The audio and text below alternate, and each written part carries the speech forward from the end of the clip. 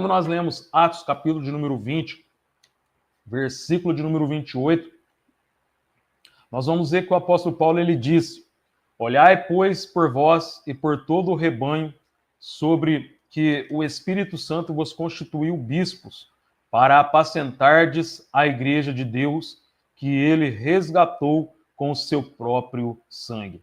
Então veja, amados ouvintes, que nesse versículo os bispos eles foram constituídos sobre a igreja de Deus como pastores, para que eles viessem a olhar, para com que eles viessem a cuidar dessas ovelhas, apacentar a igreja de Deus.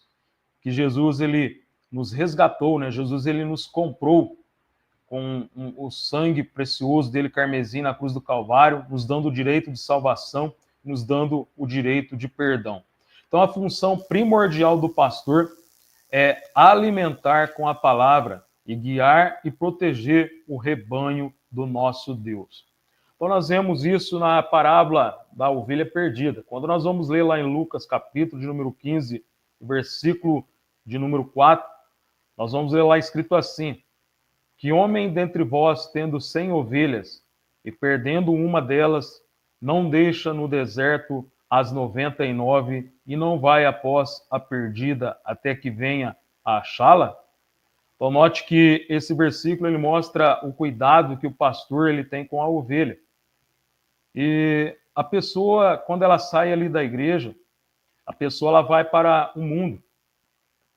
E nós sabemos, irmãos, nós sabemos que o pastor ele tem que ter esse amor, ele tem que ter esse cuidado em resgatar, né, em recuperar essa alma que se desgarrou dos caminhos do Senhor, que saiu da igreja, né, saiu do caminho estreito, e essa pessoa agora ela foi para o mundo.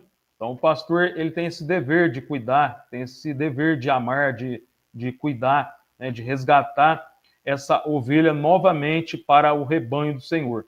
Então, o Novo Testamento, ele usa essa metáfora, né, ao tratar o relacionamento entre o pastor e o rebanho do Senhor, que é a igreja. Então, nesse texto já citado, de Atos, capítulo de número 20, lá no versículo de número 17, os anciões mencionados ali são chamados no versículo de número 28, de bispos.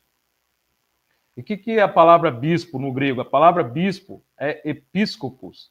E no grego, essa palavra ela tem o significado de supervisor. Então, nessa passagem, diz que eles foram constituídos pelo Espírito Santo para apacentar a igreja de nosso Deus. Então, isso mostra que eles são pastores. E pastor no grego, a palavra pastor no grego é poimen, e significa guardião de ovelhas. Então nós vemos na Bíblia uma exortação apostólica, né, aos líderes da igreja em proteger os irmãos das heresias e a guiar a todos na verdade do evangelho.